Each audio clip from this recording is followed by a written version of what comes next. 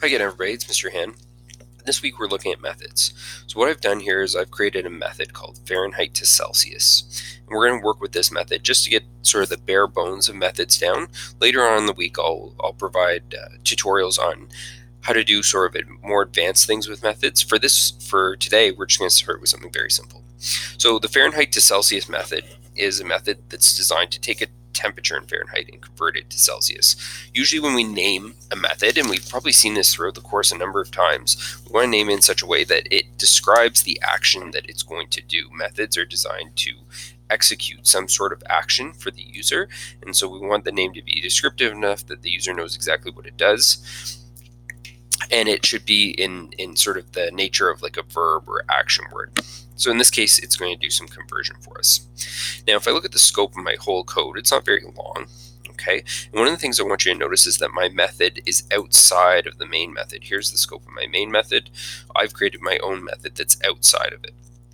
That's important. The other thing I want you to notice is that it's inside the class showing methods. So it belongs to the showing methods class, but it's outside of the main method here. Okay, now let's look at the structure here.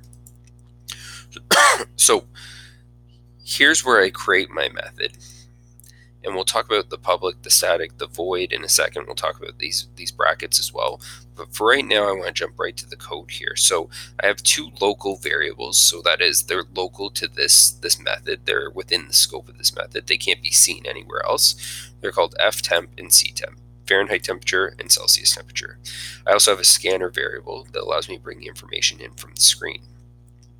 In my next section of code, what I'm doing is I'm creating an interface. So a message that goes out to the user asking them for their Fahrenheit temperature to convert to Celsius. I then use my scanner and use the next double method to capture the next double that comes in from the screen.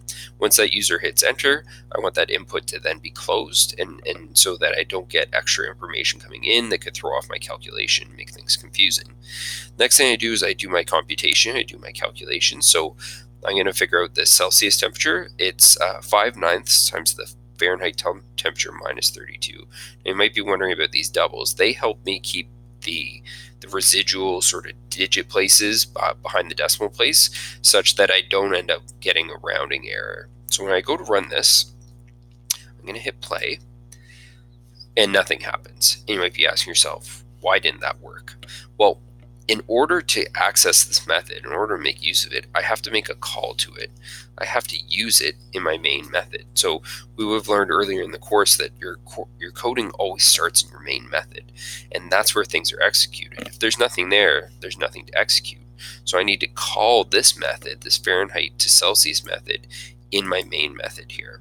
Now that I got it set up with a semicolon that says it's going to be executed, now we'll see that method get executed. I'm going to put in 78 degrees Fahrenheit, and it converts it to almost 26 degrees Celsius. So that's how the program works. Now let's talk about the structure of this method here. So there's a couple of keywords here, and keywords always show up in blue. The first one here is public, second one static, void, and then the other key piece of information is this bracket here. So I'm going to start with the public. So this public is a access modifier. Public method can be called by any other method inside of that class.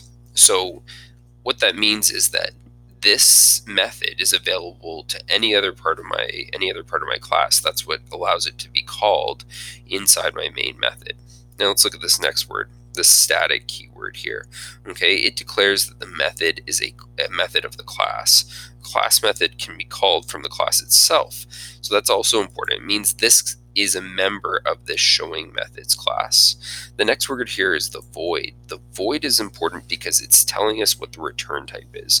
So the return type is what the method returns to the user. In this case, we didn't return anything. We just displayed it to the screen.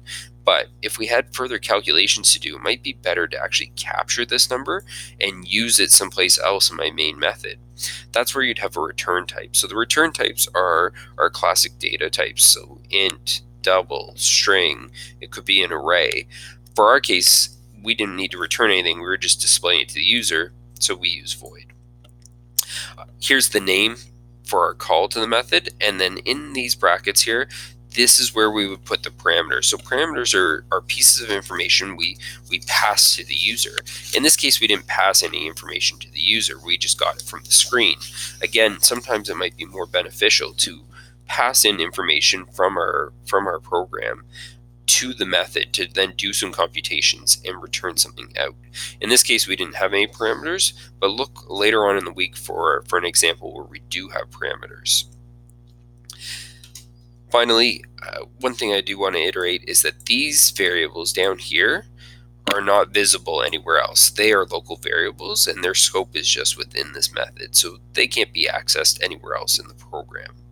There are ways to make variables that are accessible through the program. Again, that's something we'll look at maybe later on in the week.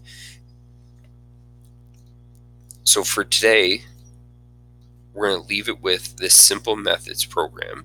If you have any questions, please feel free to contact me. Look for updated tutorials Tuesday and Wednesday where we look at adding more functionality to our methods. Again, if you have any questions, please feel free to contact me.